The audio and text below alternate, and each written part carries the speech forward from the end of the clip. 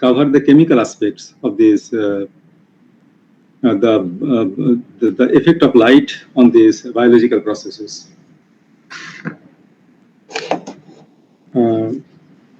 Now, we already know that it has already been clarified to you that that although the sun is actually the source of all the energy, and we just familiar with this photosynthesis from the high school level, but many of the processes, particularly with these physiological aspects, which Dr. Pal is going to cover, that much of this physiological or this ecological processes that is visible or one can experience directly, but the objective of this photobiology is to understand the processes that is happening at the molecular level. So that part I am going to cover. Now, as we progress, that we will have to concentrate to this photosynthesis part also, because if you know that what is the effect of light on the biological process at the molecular level, then the advantage is that it is not only we just increase our understanding, but at the same time that we would be able to manipulate the process and control the process so that the same can be used also for our own purpose. So that is the purpose of the details of these studies of the photosynthesis process. Now, we will start a little bit the earlier phenomenon of that. People in general believe that what we also have learned from the beginning, that not only that light is the source of energy and it sustains life on this planet, but many believe, although there is no experimental proof, that light is also the origin of life on this planet. Now, this is purely a hypothesis that light could be responsible for the origin of life on this planet. Now, this point comes from the point of view of this development biology. But although that proof doesn't exist, but what people have understood over the past almost 60 to 70 years, that many of the complex biological molecules, those possibly can be synthesized under a very abiotic condition, that is in the atmosphere or in water, in the presence of light. Now, in this context, that this kind of concept or hypothesis, it is there for quite some time. I am sharing one of my slides now with you.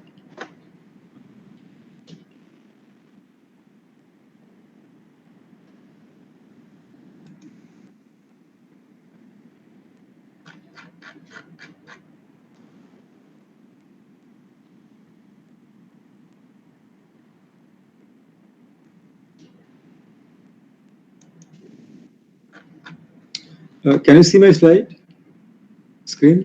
Yes, sir. Okay. Now see that this hypothesis, it started nearly 60 to 70 years ago, or more than that, more than 100 years ago, by basically a Russian biochemist. His name is this Alexander Oparin. He wrote a book, The Origin of Life. And possibly you will get the PDF copy of this book, because now it's no longer belongs to his copyright. You can search for it. But what he proposed is the following, that he postulated that under this proper condition, life can arise spontaneously from the non-living molecules through the random processes in a biochemical soup that once existed in the ocean. Now, this kind of hypothesis, which he proposed in this book, then after this hypothesis, many scientists over the past nearly 100 years, they attempted in the laboratory that what kind of random environment can be created so that the life can be started. But so far there is no experimental evidence, but in so doing, the people have learned that from the very simple molecule, the molecules which are responsible for the life. The present day we know that is, if you go to this molecular level, that most important molecule that we talk about is that the molecules that bear this genetic information, that is your nucleic acids, DNA and this RNA and the proteins. But the constituents of these biopolymers, if you look at, they are the simple organic molecules. So whether the simple organic molecules can be prepared in the laboratory, starting from still simpler molecules, which could be exist under this prebiotic condition. Prebiotic condition means that when this life started, that is considered in this planet nearly 4.5 billion years ago. Now, associated to this question, that whether these constituents of the important molecules of the life can be created in the laboratory, the first question that comes, that what is the prebiotic condition? That is, what is the nature of this environment 4.5 billion years ago? So that people again, people are debating, because absolutely there is no direct evidence. People need to depend on these indirect evidences, and particularly the geological evidences. That is, what is the compositions of the rock, extremely primitive rock. And since rocks are exposed to this environment, and there are many environmental processes that happened, which possibly that these rocks can bear some of the signatures of the prevailing atmospheric situations about 4.5 billion years ago. Now, the general concept that people believe that this environment at that time was very much reducing in the sense that much more enriched with the hydrogen atom, and the molecules, simple molecules which are present, the concentration of the hydrogen atom was very high, and oxygen certainly was not present, nitrogen was not present. So it means that this planet was very much exposed to this your high energy solar radiation, and in absence of oxygen or nitrogen, and the clouds that formed at that time, the composition was very much different, not the present day's composition that is enriched with this water and some other dust particles. But it could be much more, this complex composition of these clouds could be mostly this ammonia and methane molecules, because both of them are very much enriched with this hydrogen. And under that situation, this lightning, that is electric discharge, and exposure of this very short wavelength ultraviolet radiation can give rise to a completely different kind of chemistry than compared to what can happen in the present day atmosphere. So that is the situation that people have tried to simulate in the laboratory, taking different kind of compositions of the gas mixtures and this environmental situation, considering that oxygen, nitrogen are absent, and also the carbon dioxide are absent, because carbon dioxide also is an oxygen-rich molecule.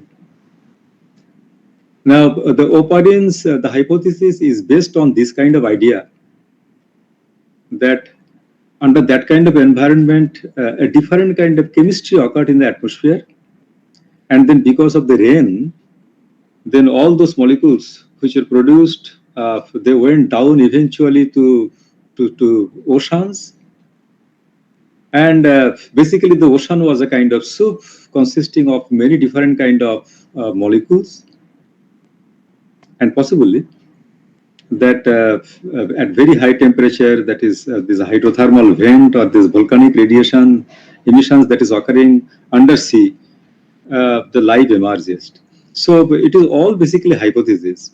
But what has been practically realized in the laboratory, that starting from a very reducing environment and simulated atmosphere that people again hypothesize about 4.5 or 4 billion years ago, these biomolecules can be synthesized.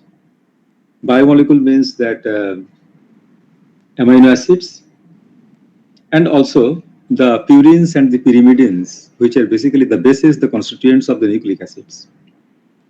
So I think that some of you already know these things, that these persons that who did first demonstrated in this laboratory, just to realize this idea of this operin, is a professor at University of Chicago. So he is much more known as this Urey, and his students is this Miller, Stanley Miller. So this Miller-Urey experiment that was carried out and it was published in 1952-53 at that time. So that is the beginning, at least this experimental beginning of realization that whether under this abiotic situation, biological molecules can be produced or can be prepared in the laboratory. So the paper that is again freely available in the internet, because this is one of the classic paper. It was published in 1953. And you see this author is Stanley L. Miller. The Miller that time he was a PhD student, and it is his own paper. And the productions of these amino acids under the possible primitive earth condition. If you look at this, the experimental arrangement that he made that time in this laboratory, that has been shown here is this cartoon diagram on the right hand side here. You see that this, it is a basically bulb, and this bulb, many things are shown here, but this Stanley Miller's original experiment, what he took is a mixture of hydrogen, methane, ammonia, and water vapor. Okay, so these four molecules of different compositions he tried. It is not that only one unique composition, but many different compositions was taken, and it was taken in a bulb. And in this bulb, basically you can see here these two electrodes. These two electrodes are then again connected to a nearly 60 kilovolt a power supply, so that under a reduced pressure here, this electric discharge can be created. Now, this part actually that this is the kind of experiment that physicists used to do in the late 18th century. And you already have learned again from this high school level that this cathode ray tube and how these electrons were discovered by this J.J. Thomson, and conductivity of the electricity through the charged atoms and these molecules. So that was the fashion of the experiment by the physicist at the late 18th century.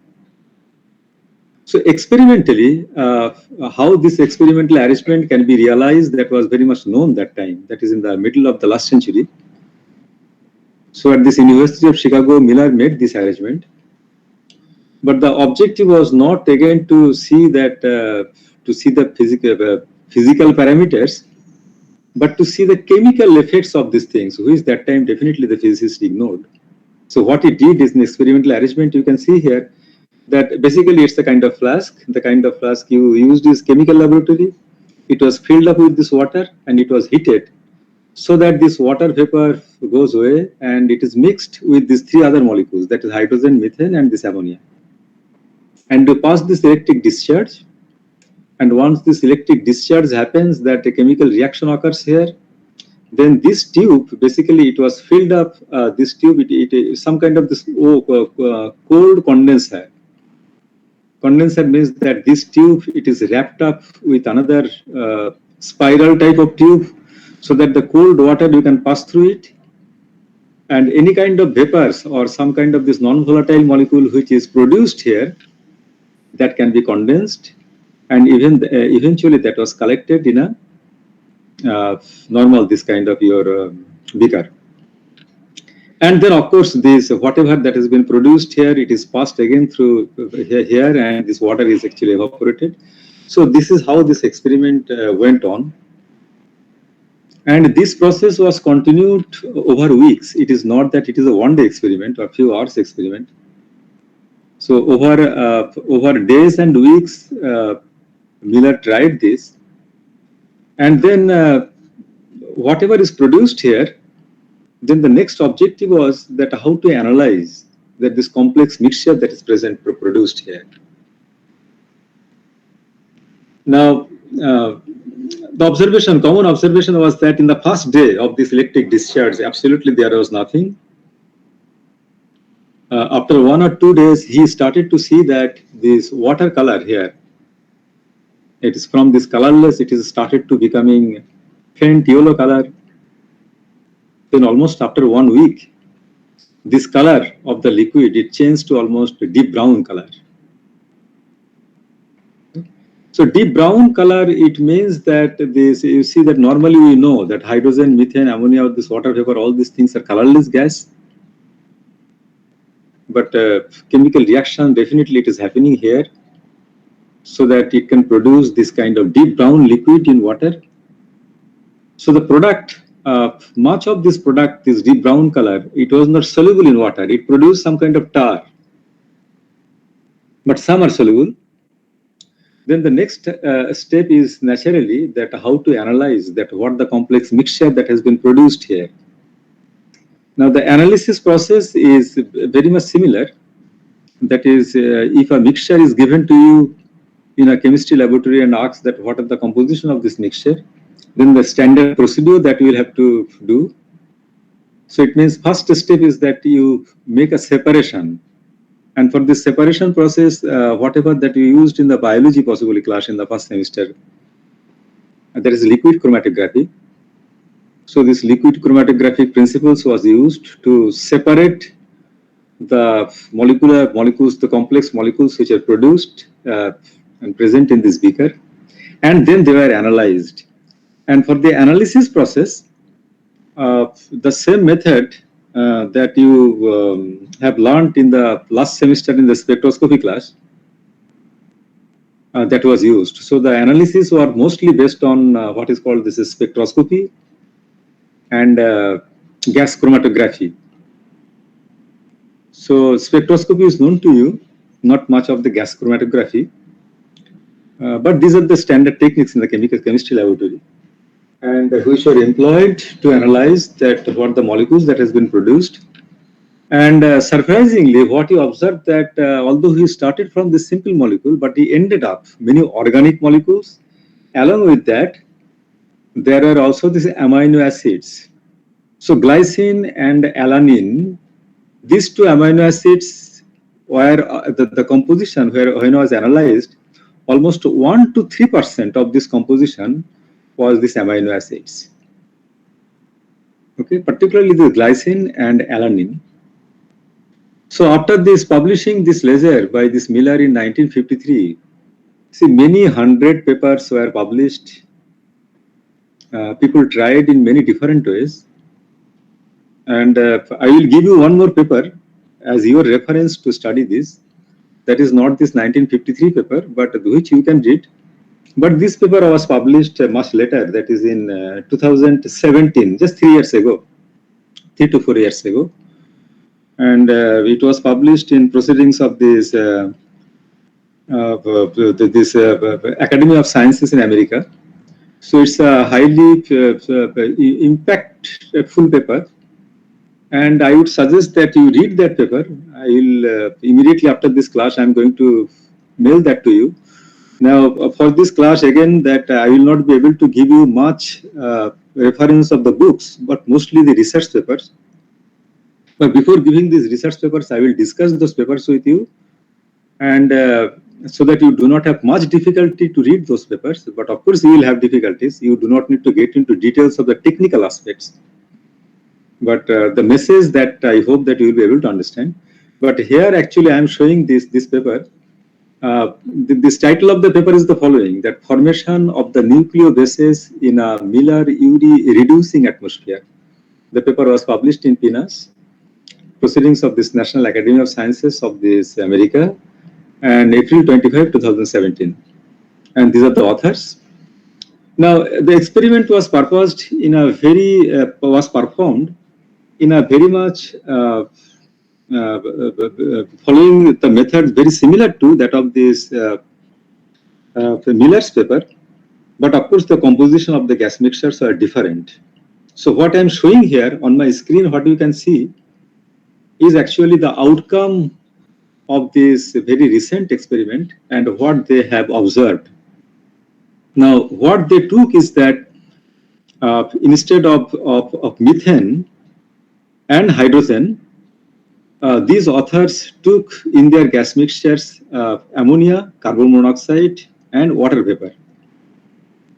Now the reason is the following, that in the past 60 years people have debated, and the what originally Miller took, that is hydrogen and methane. People think that these days that atmosphere possibly was not that much reducing. Possibly the atmosphere, it was enriched with hydrogen, but it was much more neutral atmosphere. So with that in mind, again, many people tried this thing. So this is one of the studies. Now, another good thing that time, this Miller could not demonstrate, because his arrangement for the analysis, molecular analysis, was not that sophisticated. But in the later time, when the same gas mixture was taken and the electric discharge were passed through this gas mixture, people have observed that in addition to molecules which are collected in the water, in the gas phase, uh, the molecules which are produced, that is volatile molecules. The volatile molecules, the composition was nitrogen and carbon monoxide. So so people later predicted that, well, that now we have almost 80% nitrogen. The origin of this nitrogen could be, again, that through this kind of extreme reactions that happened in the atmosphere, and that generated this nitrogen molecule. Now come back again to this paper. What it tried to show here, that when they took this kind of gas mixture, and then what happened to this atmosphere, like Stanley Miller's experiment, it is only passing this electric discharge, but it is not only that electric discharge. That time, high energy radiation was quite abundant in the atmosphere, and not only that because of the absence of oxygen and this ozone layer, the bombardment by these meteorites were too frequent. And this meteorite, when they were coming and with this impact on the Earth's surface at that high speed, possibly what created under that time in the environment is actually a kind of a very severe shock wave. Now, this term shock wave, I think many of you must be familiar with these things. It is a kind of disturbance that can be created in the atmosphere, and which is normally created in the present day, that when the supersonic jets, particularly, or particularly these fighter jets, and they travel at the speed, the supersonic speed, and the shock wave that is produced.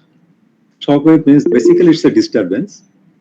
It's a highly energetic, and momentarily, because of this high energy impact of the shock wave, the local temperature, it could be very high, nearly 4,500 Kelvin. That is what people estimated. So at that very high temperature, that is impact of the shock wave, and this origin of this shock wave is again because of the impact of these meteorites. Different kind of chemistry could have happened under that prebiotic atmosphere. So this paper is tried to simulate that same. That is, what could be the effect of this shock wave? That is the temperature of the order of about 4,500 Kelvin. And this shock wave was generated in the laboratory by focusing a very high energy laser beam. Okay. So the experimental arrangement is quite complex, but the outcome of the experiment and the message of the experiment is quite simple. So this paper is basically, they try to simulate in the laboratory that this shock wave condition that could be generated by the meteor impact in the atmosphere, and also the Miller type electric discharge, a composition of the gas mixture that consists of this ammonia, carbon monoxide, and water vapor. And the result that they got, and it was quite surprising result. The surprising in the sense that what they observed is not only that these amino acids were produced, but in addition to that, a number of complex molecules, which people thought that which could be produced by this chemistry in this abiotic atmosphere, they identified those things. So one of those things, the most important thing is that what you can see here is this formamide molecule, and this hydrogen cyanide molecule. This formamide and this hydrogen cyanide, these two are very important molecules because these are considered to be a missing link or the link molecules, which again under a benign photochemical condition can produce the basis of the nucleic acids. So formation of this formamide and this hydrogen cyanide, they identified, and this identification came from this spectroscopic measurement. Now, why it is a spectroscopic measurements, you already know that I also conducted like this. Look at here, this carbon monoxide. The carbon monoxide is actually unambiguously identified looking at its vibrational, rotational structure. And same thing is also like instead of this carbon monoxide, if you look at this hydrogen cyanide is a linear molecule like carbon monoxide, and its vibrational, rotational, spectral features are also partly similar, not fully similar to that of the carbon monoxide. So that has been shown here. I think you can see here this clearly P and this R branches. P branch is absent here. But when you go to this formamide molecule, the formamide, the structure I have not written here, but I hope that you all know that how the formamide looks about. It is a basically amide of the formic acid. And if you look at this vibrational, rotational structure, it has both this P branch, Q branch, and this R branch at the right position. So identifying these vibrational, rotational features, this formation of those formamide molecules in the gas phase, that was also identified in addition to some of these biomolecules, and which are basically shown here in this table. So this is the summary of their experimental observation, and the original paper I will mail to you shortly. Now, two different kind of experiment, as I just told you, that taking this gas mixture, they did this laser breakdown type of experiment, which is basically to simulate the meteor impact on the Earth atmosphere. And another is this basically electric discharge experiment. And it is similar to that of your Stanley Miller type of experiment.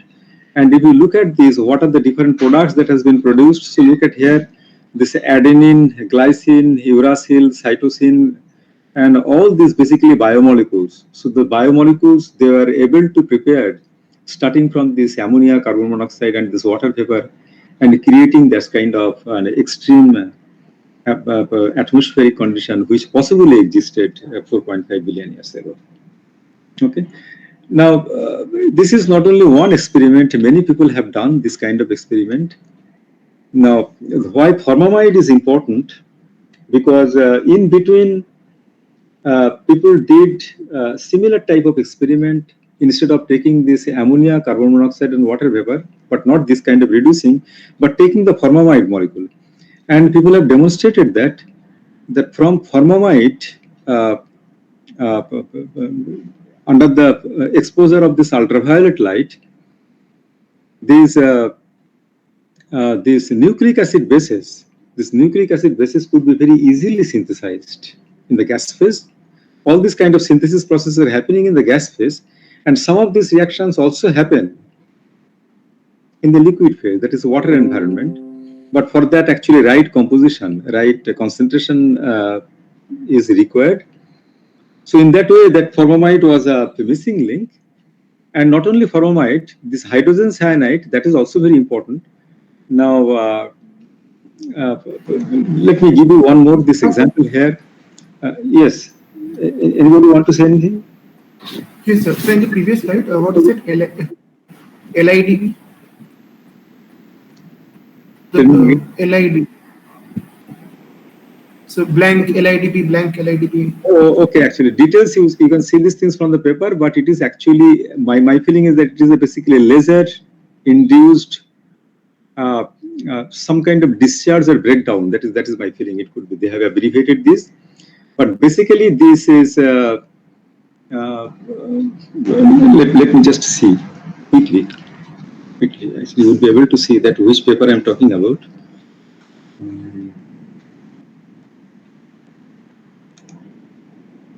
This is this original paper.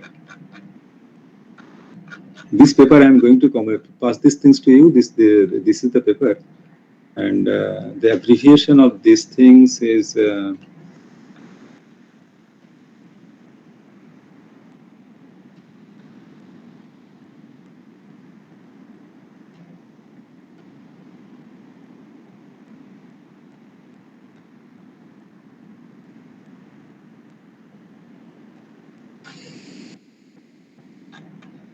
Just a second.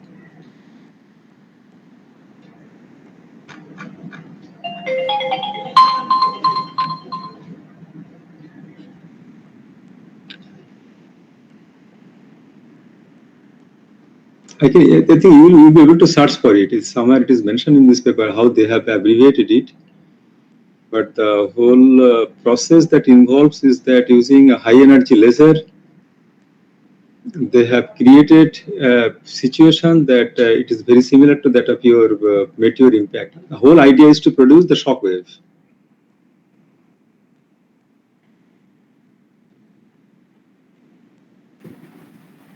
So there is something called laser-induced shock wave. Yeah. Something called laser-induced discharge. Yeah, I think just maybe just I cannot find it, but I'm sending these things to you. Just try to have a look at this paper. They have, because I have taken everything from this paper only. Okay, These papers, let me just directly pass this paper to you. This is the table from this paper.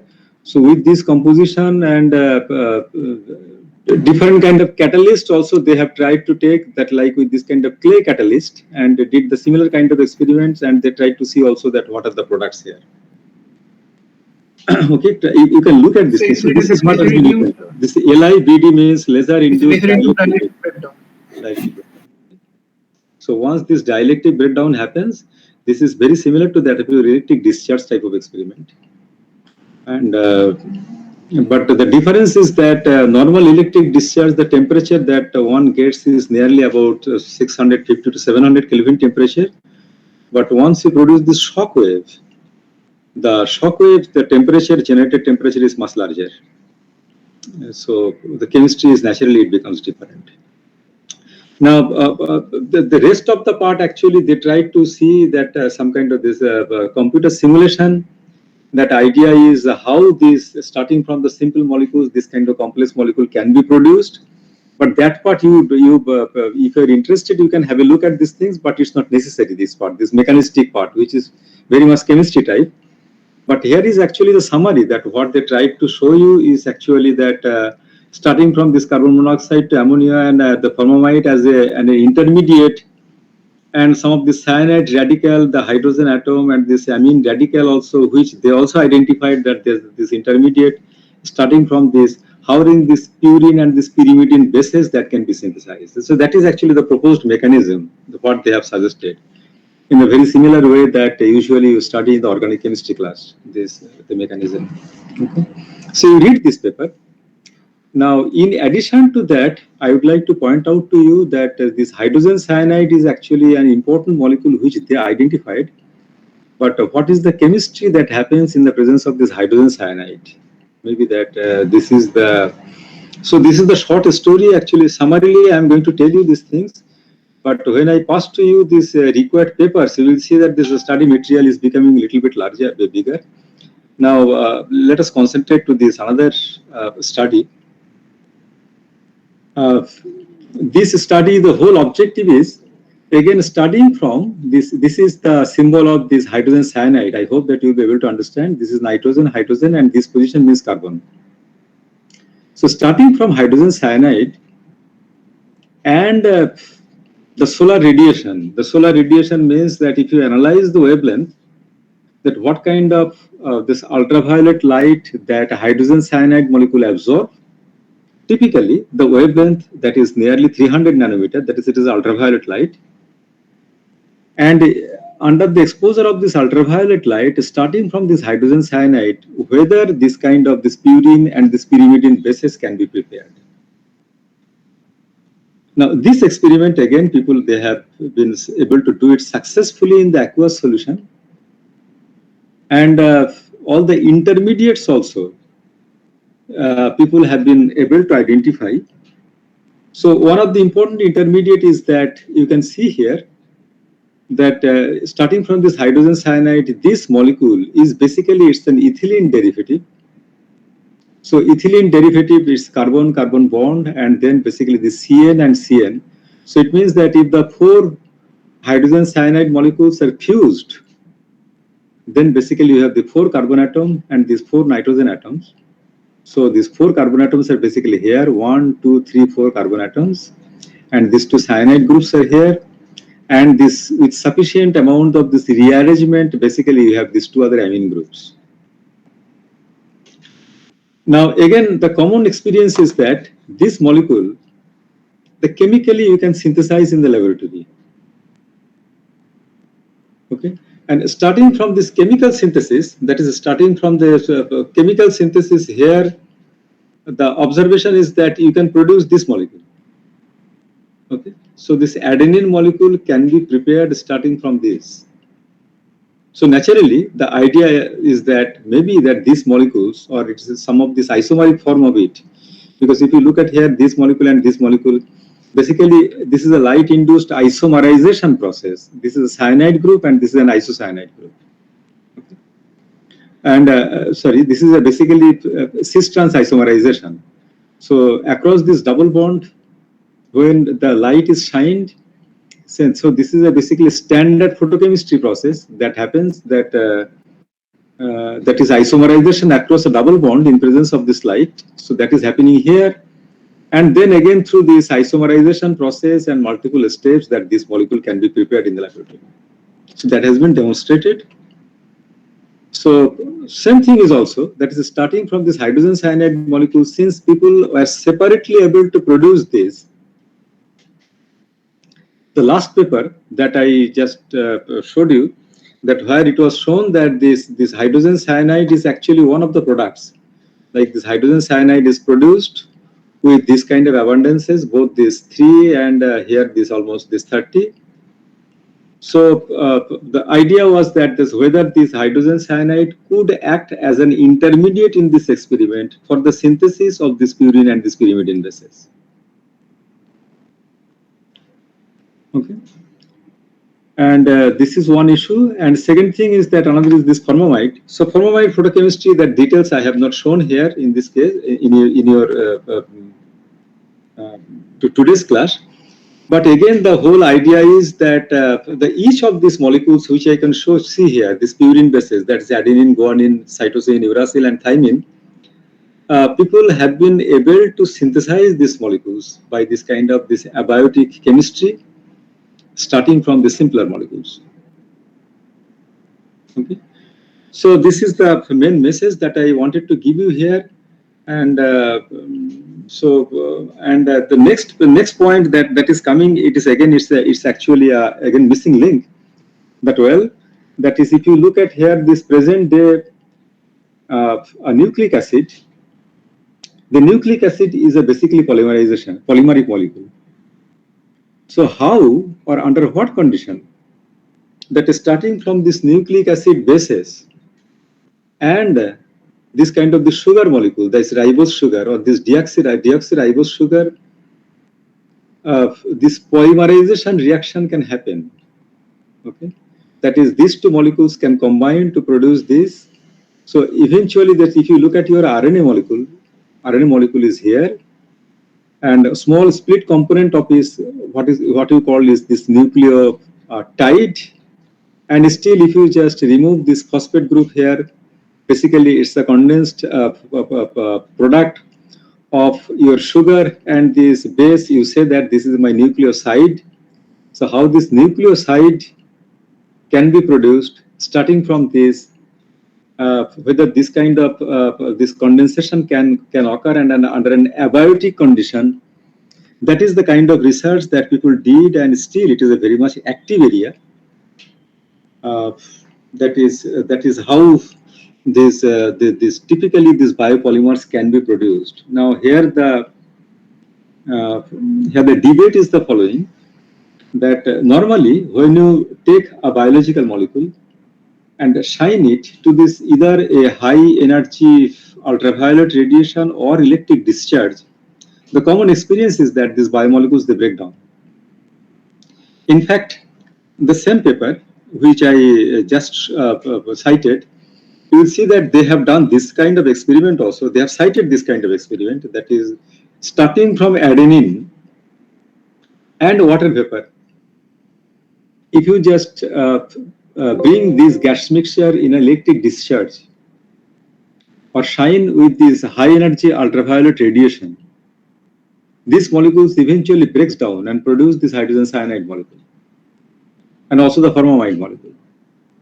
So it is not only that this light or that condition, it helps for the synthesis, but at the same time, this prebiotic, this environmental condition was suitable for the breakdown of any kind of biological molecule that can be produced, and particularly if it is a polymeric molecule, large molecule. So the next phase of the development is that people thought, well, this kind of maybe that simpler, the building blocks may have been produced in the gas phase, but the rest of the chemistry, for the generation of this complex molecule, it has occurred only in the aqueous medium, particularly in the sea environment. So that kind of studies also are there.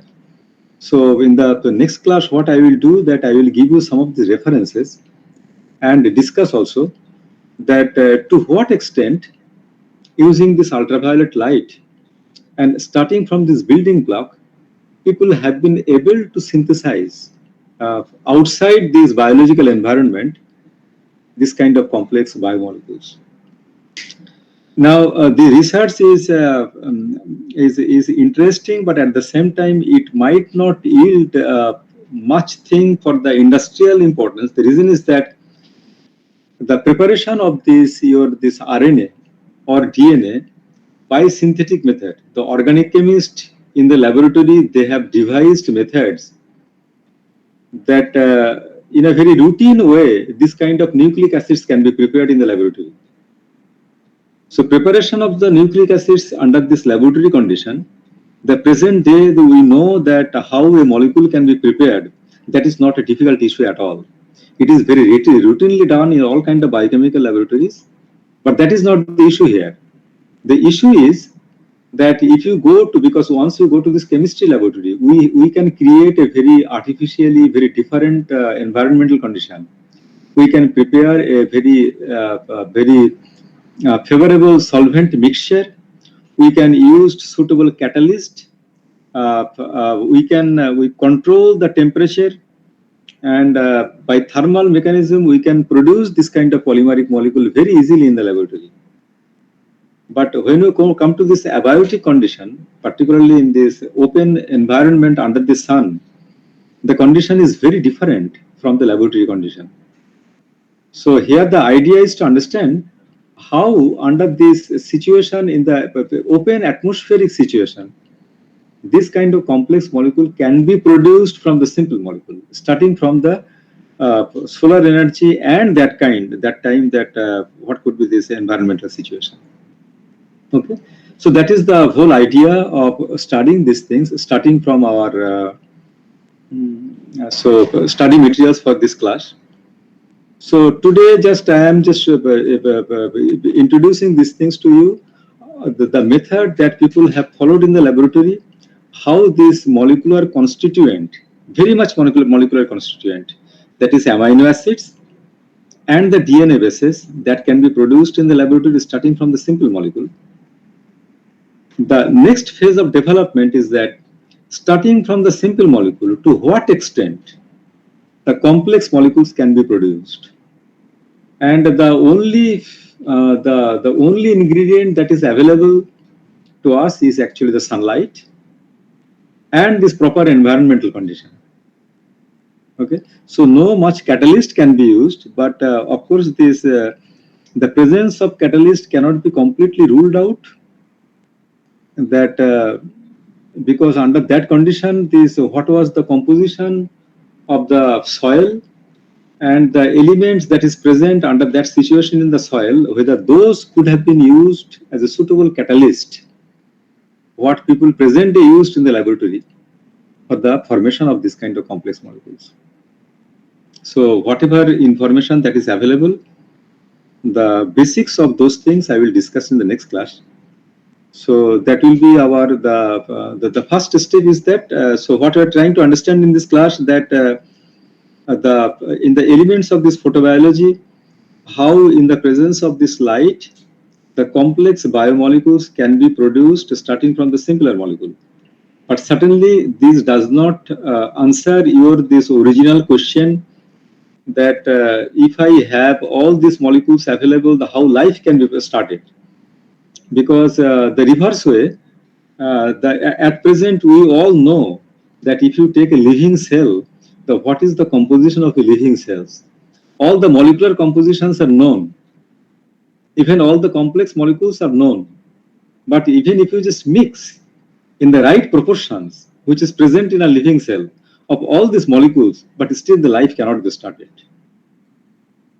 Okay. So in this class, we are not going to address any issue related to how life can be started. But what we are trying to say here is that how the light could be useful for the synthesis, for the preparation of the molecules which we know presently the constituents of the biological systems. Okay, so that is what we are trying to do. So this is the only message that I wanted to do you today in this class with this paper. In the following class, one more class I will take on this matter, and then the next class that I will go to again all kind of this important biological chromophores which are present. Chromophore means that since you already have taken one spectroscopy course, so you already know that this chromophore means it is a part of the molecule or molecules which are responsible for the absorption of the light. So in this case, when you are talking about this absorption of light, it means it is a basically ultraviolet and the visible light. So what kind of these different kind of chromophores that nature has produced or it is available, particularly in this plant kingdom, and what is the process of this absorption? That is fundamental process. That is after this light absorption, how this absorbed light energy can be transferred from the one molecule to this another molecule, so that another complex molecule can be produced. So that is what we will discuss fully in this class, in this course. Okay. I don't have any more materials to present to you. I will stop here, but before that, I would like to talk with you that if you have any questions or anything that you want to discuss.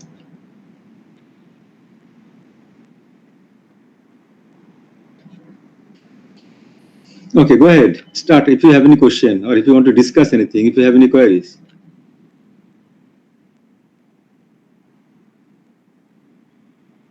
So how do we use laser to generate shock waves? Okay, laser generation of this shock wave, actually it is not available in this paper, but the situation is the following, that the laser light with which you are familiar, someday that when you come back to institute and I will just take you to my laboratory, I will demonstrate to you that how using the laser the dielectric breakdown can be prepared. So it is the following, that maybe that you Olaf has done this experiment. That is, if you condense the sunlight using suppose a convex lens, you can just burn a piece of paper, right? You have done that. Yes, sir. So it means that so in the case of the sunlight, what is happening, that this lens, it acts basically through this lens, the infrared light. Infrared light means basically it's the heat wave can be transmitted, and this heat wave basically when you focus at that particular point, the temperature is so high that it basically it exceeds the ignition temperature, and you can just burn a piece of paper. Very similarly, if you have a much more intense light, and this intense light which you can obtain from a laser beam, that if you focus, then you will see that within this air, this dielectric breakdown can be made. Like all these experimental observations of this dielectric breakdown that so far you have studied in the physics class, is that the pressure must be low, and which we have studied in this cathode ray tube. That is, if the pressure is starting from this 1 atmosphere to about 2 to 3 millibar, then under that low temperature, usually the dielectric breakdown occurs very easily, but not at the atmospheric temperature, atmospheric pressure. But still, if you go to some of these your electricity distribution centers, and the occurrence of this electric discharge, I think all of you have experienced at the time of this lightning. So same thing also can be simulated using laser light in the laboratory. That is, if you focus a high energy laser beam using a lens, then you will see that in the air also dielectric breakdown is happening, and quite a strong sound, like a cracking sound, normally you can get from a firecracker. Now, the reason is that again the same, that this temperature, local temperature is very high, so that momentarily at a particular point, you create a vacuum, and when this vacuum is filled up by other molecules in the atmosphere, momentarily you generate this shock wave, and that generates this sound. So generation of the shock wave at a particular localized position in the laboratory is not difficult. That can be done using a high energy laser. I will demonstrate these things to you when you come back to the campus. So that heating effect is enough to generate that mechanical disturbance? It's not only that this heating effect, basically, it's the electric field. Very large electric field that is produced. And this origin of this dielectric breakdown is not the heat, but is the high electric field. Because light is basically, as you study, that it is the electromagnetic field. So if you concentrate, then this very high field can be produced.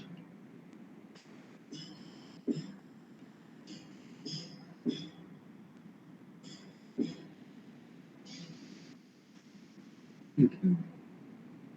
Any of you, anybody else has any other question? Yes, sir. So how does cis-trans isomerism take place? Can you tell a bit loudly? I'm just listening. I cannot listen. Yes, how does cis-trans isomerism take place, like in presence of light? Okay. Let me go back to the slide. You can see my slide, right? Yes, sir. Okay.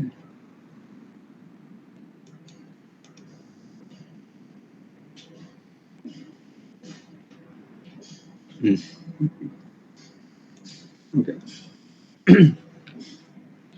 See, again, it's all the basic chemistry, that the processes that is happening in the biomolecules. Particularly, we will see that when we discuss the biological, the photobiological process responsible for our vision process. So the origin of the vision, that is how we can see things, how we can perceive. The origin of that is also a light-induced isomerization process across a double bond. Now, the double bond, you see that as you have studied in the basic chemistry class, that it's basically one sigma bond, another pi bond, right? In the double bond that we have learned. Now, Yes, sir. The pi bond, again, if you go to this again hydrogen molecule formation, I go back again to still very basic chemistry. Starting from a hydrogen molecule formation, the teachers told you, and you also study from in the book, that when these two 1s atomic orbital combine, it produces the one sigma bonding orbital, and another is sigma anti-bonding orbital, right?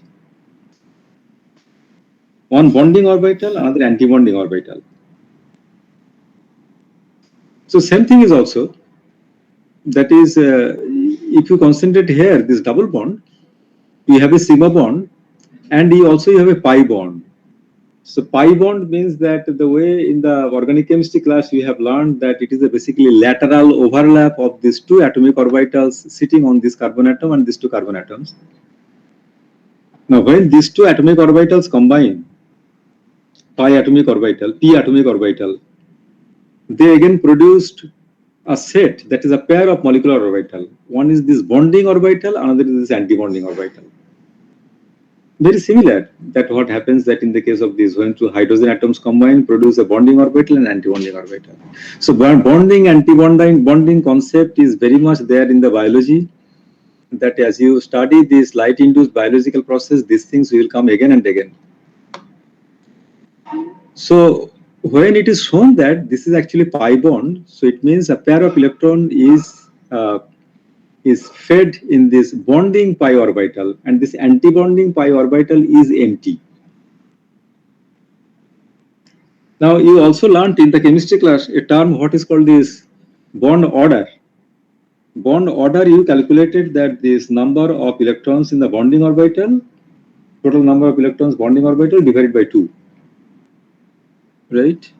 So in the case of this pi bond, 2 electrons are in the pi bonding orbital and you are dividing by 2. So it means that this bond order corresponding to pi bond equal to 1. Now imagine the situation that you have these two bonding orbital, two molecular orbital. One is the bonding orbital, another anti-bonding orbital, and these 2 electrons, you are feeding 1 electron in the bonding orbital, another electron in the anti-bonding orbital. Then the net bond order will be 0, right? And this is how also you explain that what is the bonding in the oxygen molecule, what is the bonding in the nitrogen molecule, and in the complex case, of course, in the carbon monoxide molecule and so on. Now, what is the role of light here is that following, that when this light of proper wavelength, that is photon energy, is shined on this molecule, and the normal situation, that is in the ground state when this molecule is, it absorbs light, and the energy that is absorbed by this molecule, this energy is used up to promote an electron from a bonding orbital to an anti-bonding orbital. You know, in the basic spectroscopy course, you have studied that after this light absorption, there is a promotion of electron from a highest occupied orbital to a lowest unoccupied orbital. It's a very similar thing that is happening here. So highest occupied orbital is actually a pi bonding orbital, and lowest unoccupied orbital is actually this anti-bonding pi orbital. So when an electron is promoted from a bonding orbital to an anti-bonding pi molecular orbital, so total bond order under that situation, pi bond order becomes 0. Because one bonding, another anti-bonding. So bond order equal to means number of electrons in the bonding orbital minus number of electrons in the anti-bonding orbital divided by 2. So pi bond order becomes 0. So once pi bond order becomes 0, under that situation, that is immediately after absorption of this light, this bond is basically a sigma bond, only one sigma bond. So if it is only one sigma bond, then what can happen is that these two terminal groups, they can undergo rotation about the single bond. Because this rotation is inhibited or hindered because of this double bond. But if there is no double bond, after light absorption, it can undergo this rotation. And because of this rotation, it can come back to this situation. That is from the cis to trans. Okay. And you will see that the same process is also happening in this rhodopsin molecule that is present in our this retinal membrane. And this rhodopsin, this protein, it's basically a complex consisting of your retinal, that is vitamin A basically derivative, and opsin protein. So when the light is absorbed by the rhodopsin on our retinal membrane, a very similar kind of photochemical process, that is cis to trans isomerization, happens here. And the origin of the process is again the same. That is, after this light absorption, a double bond turns out to be a single bond, and the molecular rotation of the groups can occur, and that gives rise to this kind of isomerization process. Yeah, so that is the origin.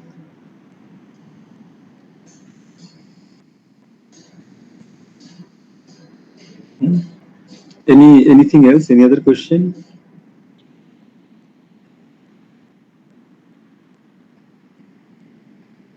Okay, if not, then actually I am stopping here, and you prepare for the next class. And I am just emailing this paper. I will email this paper to you right now. And look at this paper. Okay, so before we leave, just let me one more point, that since I could not take any class before, a lot of gap is there. Can I take one more class in this week so that this topic I can finish here in this week? From the coming week, I can start something new topic.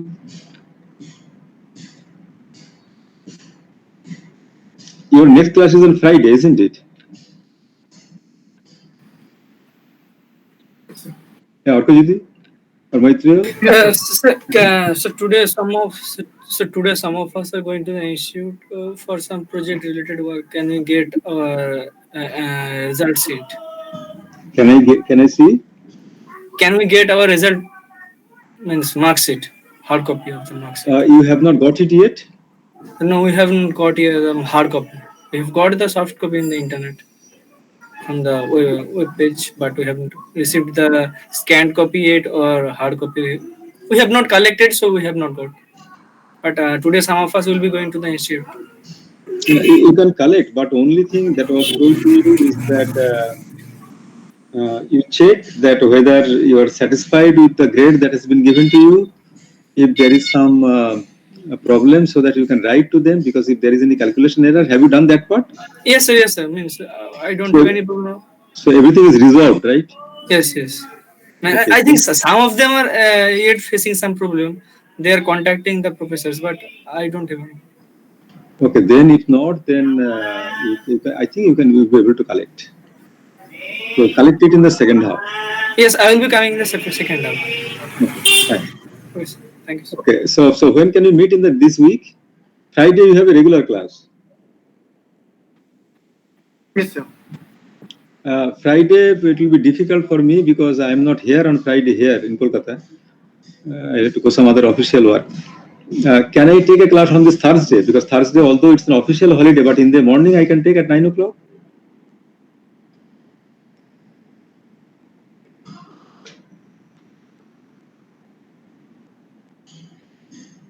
Will you be available?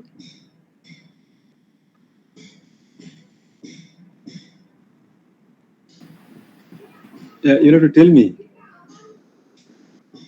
On Thursday, do you have some other professors who will take class or not? It's an official, it's the holiday.